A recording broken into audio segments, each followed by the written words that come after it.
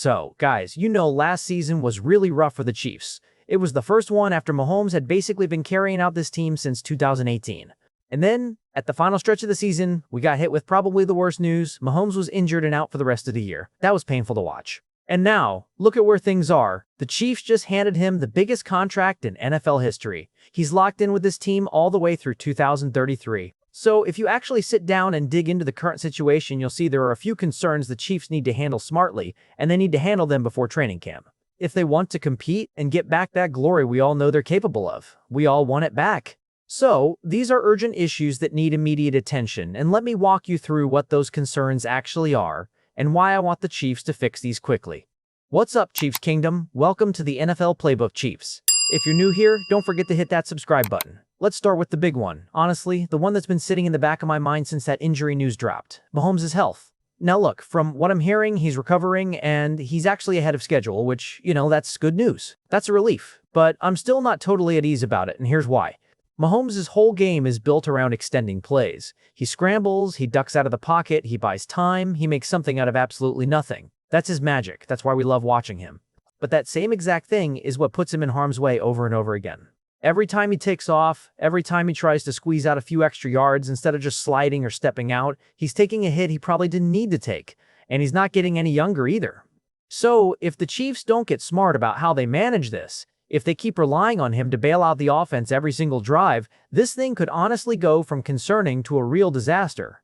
It's not about wrapping him up and keeping him out of harm's way completely. That's just not who he is as a player. It's about building a system around him that doesn't force him into hero mode constantly. That's the fix here, and I think it starts with everything else we're about to talk about. And after Mahomes' injury, the biggest problem the Chiefs are facing right now is limited cap space. You know how messy it is.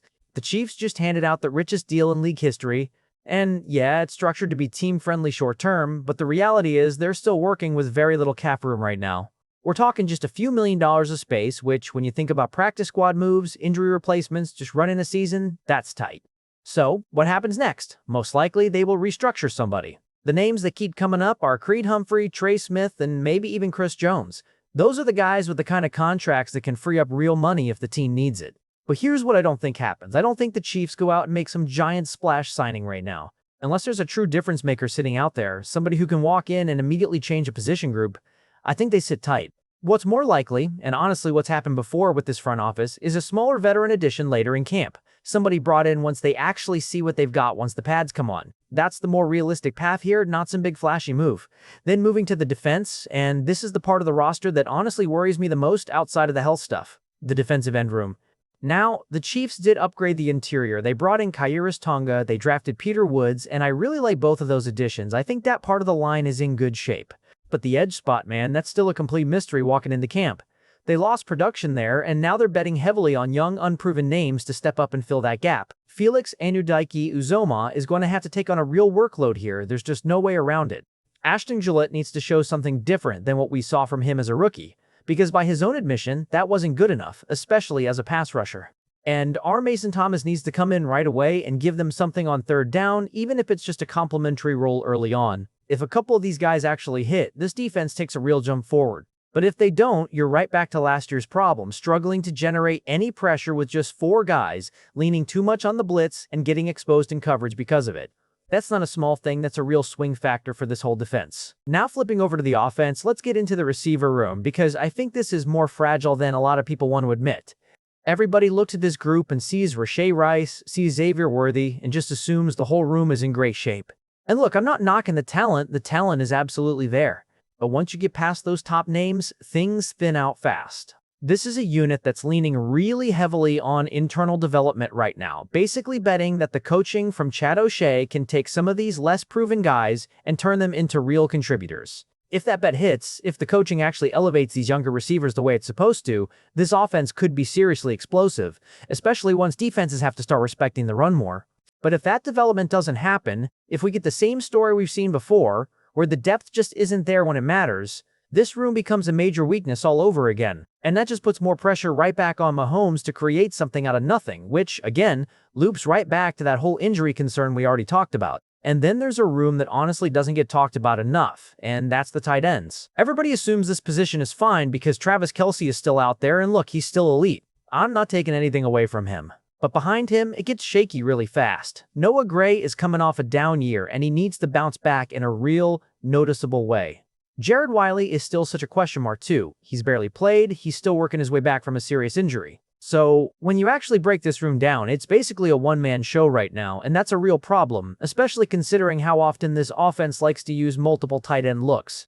I honestly think a guy like Will Dissly could be the answer here. He's not going to do much as a receiving threat, sure, but the Chiefs desperately need a true blocking tight end if they actually want to establish a physical run game. And right now, there's nobody else in that room who fills that role. This feels like one of those situations where a cheap, simple addition could fix a real schematic gap, and honestly, I'd be a little surprised if they don't go get somebody there before the season starts. But hey, look, I don't want this whole video to feel like nothing but bad news, because there is one piece of this offense that's actually got me really excited, and that's Kenneth Walker.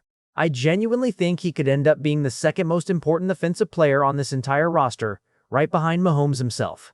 And here's why I believe that. This is a back who brings real juice to the passing game, something this offense has straight up been missing the last couple years. He's got the burst, he's got the tackle-breaking ability, he's got the speed to turn a basic checkdown into a real explosive gain. Think about what that does schematically.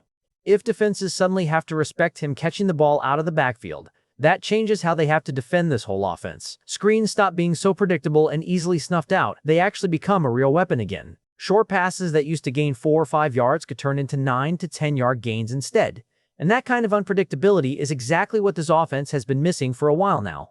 If he stays healthy and they actually use him the way they should, Walker could be the spark that pushes this whole offense from good to genuinely dangerous. So, when you put all of this together, yeah, the Chiefs made history with that Mahomes deal, and that says a lot about where this franchise believes its future is headed, but a contract on paper doesn't win you anything in January. These concerns, the health situation, the cap squeeze, the defensive end room, the receiver depth, the tight end spot, these are the actual things that are going to decide whether this team gets back to where it wants to be.